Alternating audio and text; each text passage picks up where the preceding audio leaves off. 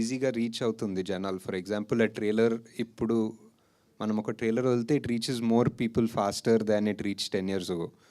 And word of mouth spreads faster than it did 10 years ago. Same small things like this only would make a big difference, I think.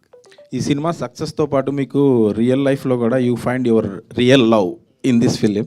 దానికి కూడా 10 years అయినట్టున్నాయి, wedding anniversary.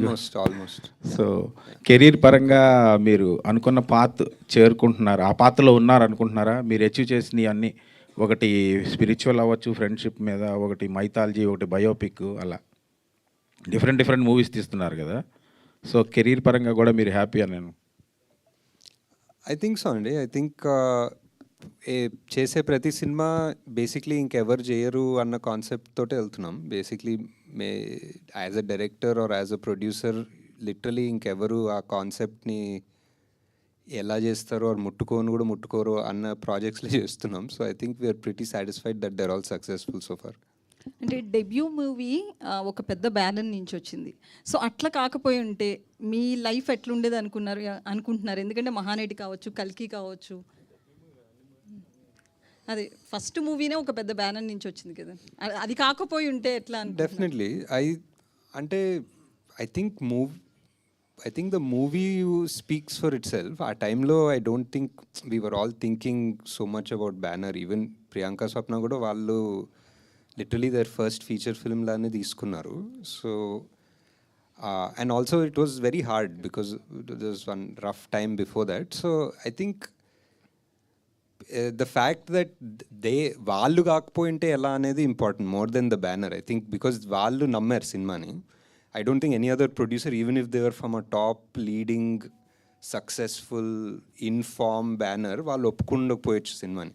But these people who are not in form, who were sort of down at their first film, they chose it. If they didn't choose it, what would have happened to my career? I have no idea. ఏం చేసేవారు, but ఒకవేళ sequel వస్తే next మళ్ళీ వాళ్ళిద్దరిని పెట్టి run చేస్తారు, లేకపోతే కొత్త వాళ్ళని ఏమన్నా తీసుకుంటారని అసలు ప్లాన్ ఉందని? ఎవరెవరు? మన ఎవడే సుబ్రహ్మణ్యం ఇంటర్వెల్లో ఒక సంఘటన జరుగుతుంది, దానివల్ల సీక్వెల్ అవ్వదు అనమాట. నాగేశ్వరన్ గారు సార్, అంటే నాగేశ్వరన్ గారు ప్రీక్వెల్ రాజ్ అంటే ఎవడే సుబ్రహ్మణ్యం అంటే ఒక లైన్ గుర్తొస్తుందండి, నేను డబ్బుల కోసం పని చేయను కానీ నేను చేసే పనికి డబ్బులు వస్తాయి.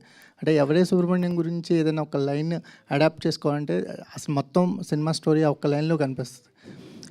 నేను డబ్బుల కోసం పని చేయను కానీ నేను చేసే పనికి డబ్బులు వస్తాయన్నది.